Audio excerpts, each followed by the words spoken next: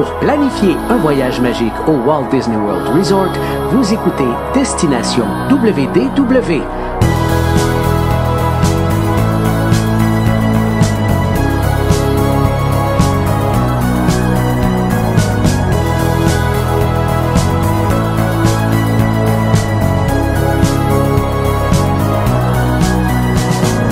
Et voici votre animateur et ami personnel de Mickey, Jean-Philippe Paré.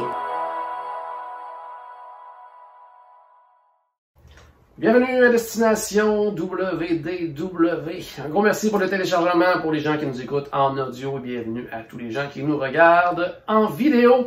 Je vous rappelle que les capsules vidéo, elles, sont disponibles sur notre chaîne YouTube, mais également sur la page Facebook.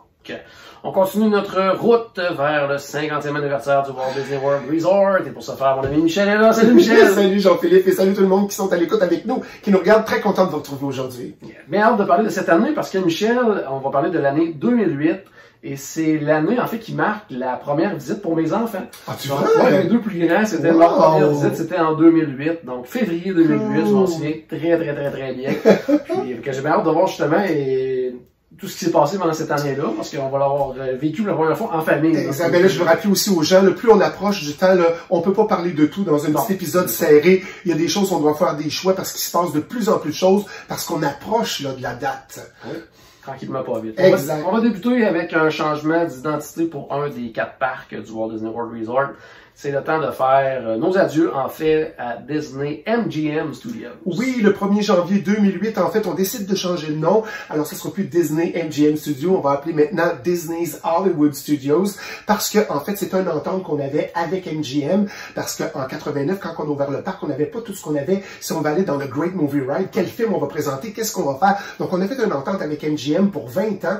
Ça a été très dur, ça a été ardu. C'était tout le temps, là, t'as fait ça, t'étais pas supposé de faire ça avec ce film-là, vous auriez pas dû. Ça a été 20 ans assez serré avec M. Michael Eisner. Alors, c'était encore plus difficile, mais finalement, ils s'en sont sortis. Donc, vous devez savoir que c'était à l'appel de Universal. Vous voulez ouvrir un parc. Fait que c'est comme, nous, on ouvre un parc cinéma, youpi. Non, il faut pas, on va perdre notre clientèle. Alors, on a réagi rapidement, on a dit, vite, go, on fait un parc. Donc, on est allé chercher non seulement un parc d'attractions, mais on est allé chercher le maximum pour faire le méga parc, la plus grosse production, où ce qu'on fait de la production, je veux dire, en Floride. Fait que, wow, tu sais, le dernier Mickey Mouse Club s'est tourné là, la 3e série avec Christina Aguilera, Britney Spears et compagnie. Et puis, on a tourné plein de choses, de Golden Girls, on faisait plein de choses, on se promenait dans les backlots en arrière. Le backlot tour, là, c'était pas juste les petites affaires qu'on a eu à la fin. Là, on avait vraiment plusieurs rues à visiter, se promener, c'était vraiment génial. Alors finalement, tout ça, c'est terminé. Et puis, on passe à autre chose, mais je pense que c'est bien. Moi, j'aime bien l'appellation de Disney's Hollywood Studios. Oui. On reste dans Hollywood. On a parlé qu'on voulait rechanger le nom encore. Je leur souhaite de rester là-dessus parce que là, finalement, on a d'autres choses à fouetter que de changer le nom de Disney's Hollywood Studios. Alors, en gros, c'est ce qui s'est passé là, pour notre changement de nom. Parfait. Justement, du côté de Disney's Hollywood Studios, il y a un nouveau spectacle tout près du pavillon de l'animation. C'est en plus, ça vise davantage les plus petits, c'est le Playhouse Disney. Oui, c'est le 2 février que c'est arrivé, le Live on Stage. Ça, c'est le fun parce que, wow, les personnages que je vois à la télé, je les vois live. On parle de Little Einstein, on parle de Manny, on parle de Winnie the Pooh, Mickey Mouse, Clubhouse, ta-da-ta-da-ta-da-ta. Alors, c'est génial. Les gens sont, il y a de la moquette par terre du tapis, on est assis par terre, on s'amuse et les enfants s'amusent. Et là, il y a un spectacle, les 5 sens pour les enfants, des bulles qui tombent du plafond, de l'eau, des feuilles, des confettis, il y a tellement de choses. Et là, pendant que les enfants s'amusent, parce qu'on est assis au sol, les parents, quelquefois, on s'appuie sur le côté, on fait un petit roupillon et les enfants réveillent les adultes une fois que le spectacle est terminé et on quitte pour la suite des attractions. Mais on était vraiment content d'avoir cette attraction-là, là, Playhouse Disney Live on Stage. C'était un bon choix pour les enfants. Parfait. Maintenant, du côté de mon parc préféré, il y a eu des améliorations cette année-là dans une attraction. En fait, c'est une attraction majeure. Écoute, c'est Spaceship Earth. Et oui, le 18 février, écoute, c'est Siemens qui prend la charge de ça. Alors, on a refait un peu la trame sonore. On a dynamiser encore un peu plus des scènes, donc changer quelques costumes, rafraîchir couleur, changement de narration. Et c'est là qu'on parle de l'interaction, la fin interactive, où on fait notre choix avant de faire la ride. Et pendant qu'on fait la ride, c'est en train de se préparer. Et la longue descente interminable pour arriver derrière, on est occupé par qu'est-ce qui nous arrive dans notre futur. Donc, c'était quand même bien fait. Les gens étaient contents de voir tout ça. Donc, on a des nouvelles scènes. Quand je dis qu'on a changé de costume, malheureusement, quand on arrive dans la scène des premiers ordinateurs, notre demoiselle afro-américaine n'a pas changé de costume. Son petit kit jaune avec sa petite mini-jupe, il aurait dû changer celui-là, mais elle a encore ses petites bottes en plastique. Mais sinon, c'est quand même agréable. Puis, c'est vraiment bien fait. Tu sais, l'histoire de la civilisation, puis de la façon dont c'est monté. Comme tu disais que c'est une tradition, il faut aller voir ça. Comme faire un carrousel à Magic Kingdom, il faut faire Spaceship Earth à Epcot. Puis à la fin, on a les interactions. On peut s'envoyer un courriel pour recevoir la photo et le petit vidéo qu'on a fait. On peut s'identifier sur le globe terrestre. Moi, je pense que c'est quelque chose d'intéressant qui rentre puis qui présente bien, je crois, Epcot.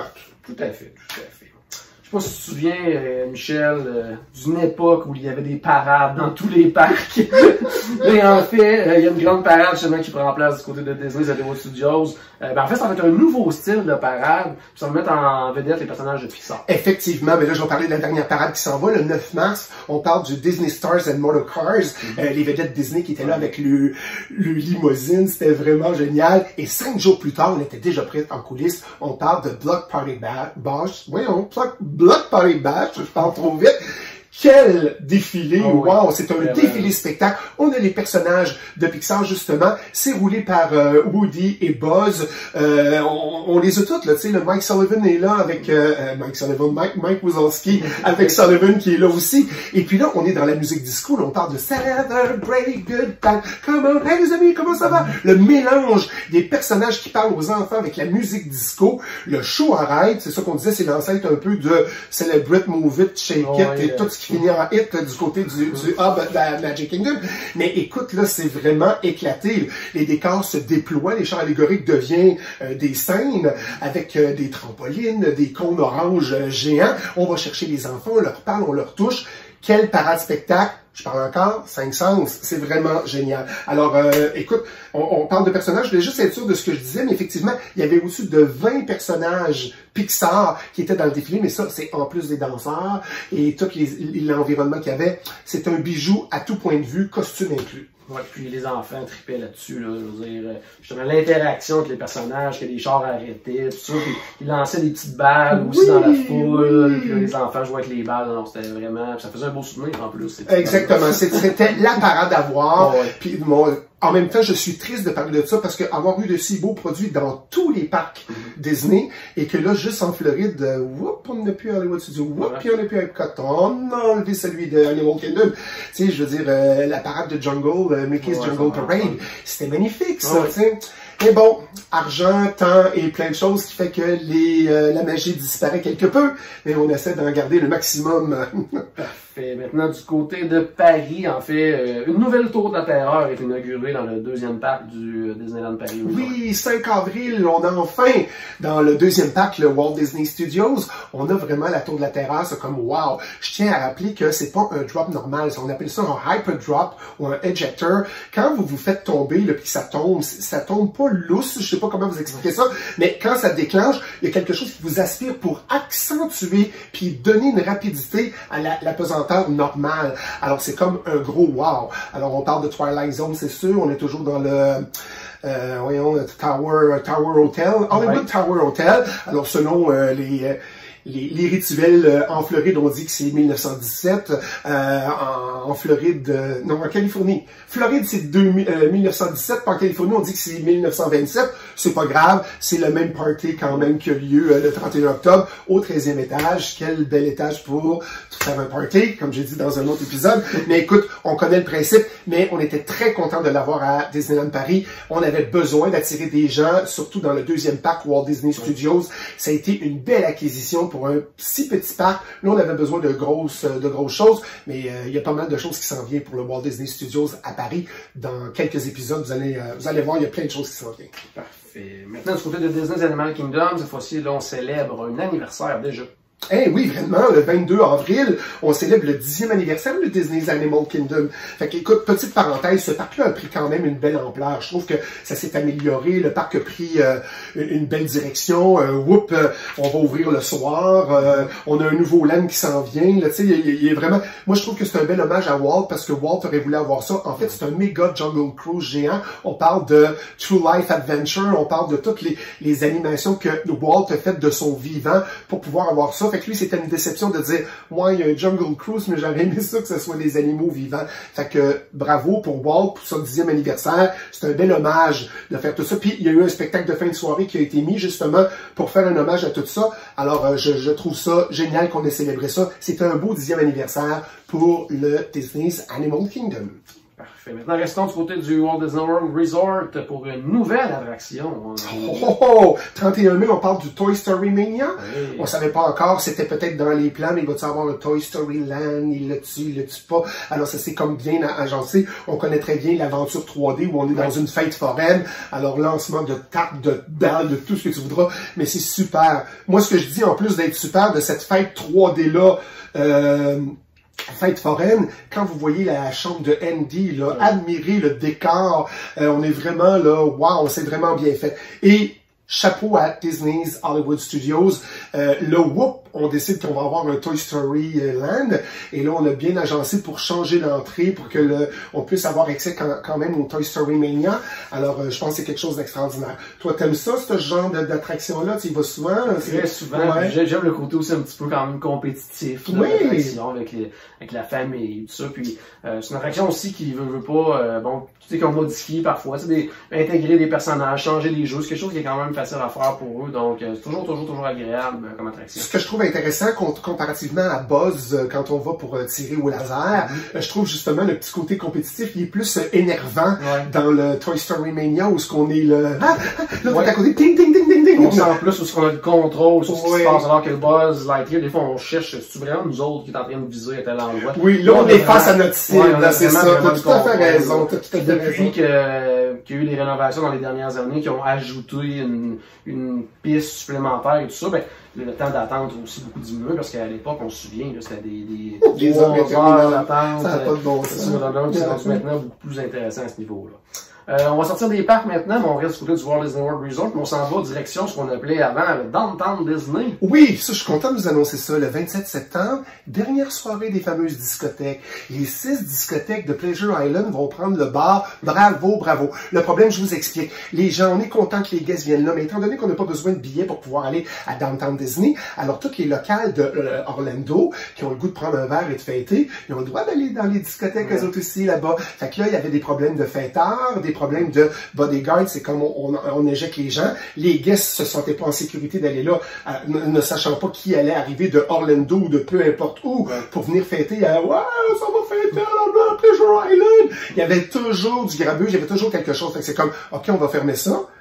Quelle belle idée, on va faire plus d'argent si on met des boutiques, alors mettons un shopping center à la place de tout ça, puis les boutiques vont être plus profitables pour nous. Alors c'était quand même une dernière soirée, on fait ça avec éclat, avec beaucoup de magie pour que ça soit bien. On s'est arrangé que les locales de Orlando ne soient pas invités ou soient retardés, c'est quand il n'y a plus de place dans le line-up. C'est terminé. Fait que, écoute, c'était quand même un beau moment, c'était vraiment génial. Au départ, c'était une bonne idée d'avoir un Downtown Disney, et Downtown Disney, t'as des restaurants, t'as des magasins, t'as des discothèques, pour garder les gens le plus longtemps possible à Downtown Disney. Fait que c'est quand même une page qui tourne. C'est dommage, oui, mais je pense que c'est une bonne idée, puis on a bien fait de faire disparaître les discothèques, sincèrement.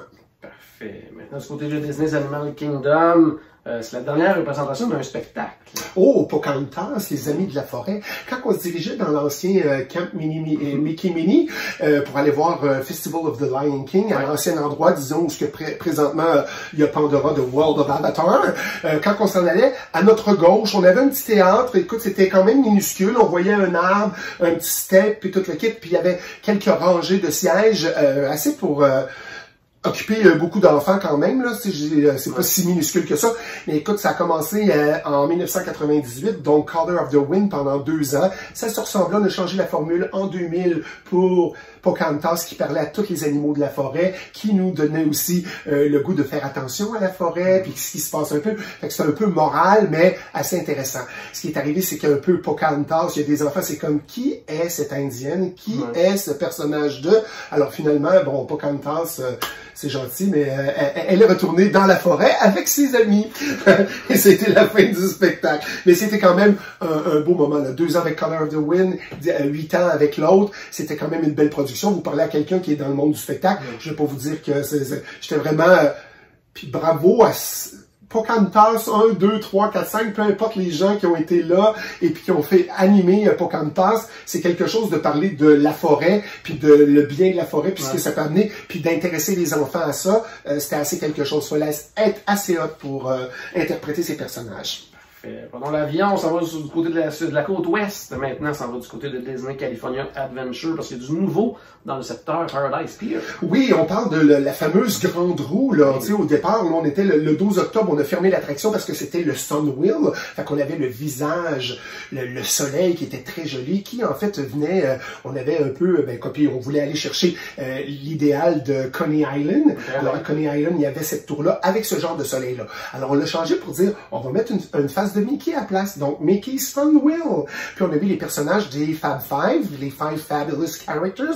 Alors on parle de Mickey, Minnie, Pluto, Goofy et Donald. Alors sont là les 5, mais là on a dit, oups, il va falloir changer aussi, il faut faire un autre Relooking, parce que là c'est arrivé en 2017, je vais vous en reparler, mais vu qu'on parle de ça, peut-être que je ne pourrais pas vous en reparler en 2017, mais on a changé le Relooking parce qu'on faisait le Pixar Pier. Alors il fallait mettre Pixar. On a quand même laissé le visage de Mickey qui est là, sauf que là on a ajouté tous les personnages de Pixar qui sont là pour pouvoir l'appeler le Pixar Pal Around. Un pal, c'est un ami, c'est mon pote, mon pal. Mais il y a un jeu de mots aussi, c'est all around la roue, donc Pal Around. Alors on est venu à Pixar Pal Around, qui est la grande roue. Ce qui est intéressant de cette roue-là, c'est que les cabines sont pas toutes fixes. Il y a une cabine qui est fixe, mais t'en as une autre que quand tu montes, tu vas rentrer à l'intérieur et tu vas sortir. Mais moi, j'aime pas prendre ceux-là. Pourquoi? C'est quand tu arrives en haut, tu peux jamais être au maximum de la tour. Parce que quand tu commences à monter, cette cabine-là revient toujours vers le centre, donc elle va pas plus loin que le centre. Alors, si vous voulez aller vraiment haut et voir tout le parc de gauche à droite, et ce qui se passe en coulisses quelquefois, vous prenez les cabines qui ne mouvent pas, puis pas parce que vous avez peur, parce que vous allez aller plus haut, ça va être génial, vous allez voir plein de choses, dont la construction du Camp Adventure. J'en parle pas plus. C'est bon. C'est bon. On va terminer avec le volet spectacle. Enfin, le spectacle, tout de Disney Hollywood Studios.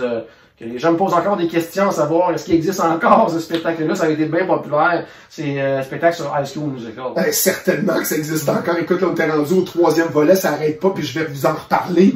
Ça n'arrête pas, fait que c'est le 24 octobre. On a encore, ce qui est intéressant de ce genre de parade spectacle-là, c'est qu'il y a une float. Elle part au début du parc quand tu rentres à Hollywood Studios, et là, on fait le Hollywood Boulevard, et là, le kart arrive là, et là, la float se déploie pendant qu'on fait de l'animation, qu'on fait danser tout le monde, puis qu'on s'amuse avec tout le monde. Et puis, on a le spectacle qui est là, mais là, magie, les blocs, on déplace, on fait danser les gens, on chante, on a des accessoires, rouvre des parasols géants, ferme, c'est vraiment bien fait. Alors là, on est dans les dernières années, mais c'est vraiment quelque chose d'intéressant. La foule attendait ce spectacle-là. Il y en a eu quelques spectacles, parades spectacles, mais les gens attendaient plus ou moins. Mais là, tu avais la foule, on avait de la difficulté à faire passer la float pour pouvoir installer, parce que les gens voulaient, je pense qu'ils attendaient que Zac Efron arrive. Il y a des gens qui se sont imaginés que les vrais personnages de High School Musical allaient apparaître. Non, c'était des danseurs, mais c'était une belle production. Alors, que ce soit le 1, le 2 ou la version 3 qu'on a eue, ça a été quelque chose de vraiment magique. Alors, on a déjà passé à travers 2008. J'espère que la magie a tourbillonné autour de vous. Encore merci, Jean-Philippe, de m'avoir invité. J'ai hâte de vous retrouver dans le prochain épisode. Et on approche, restez avec nous en route vers le 50e. Excellent. Donc, à la maison, j'espère qu'on a ajouté un tout petit peu de magie dans votre journée. N'oubliez pas, bien sûr, que tout a commencé par une souris. Et on se reparle très bientôt. Bye bye!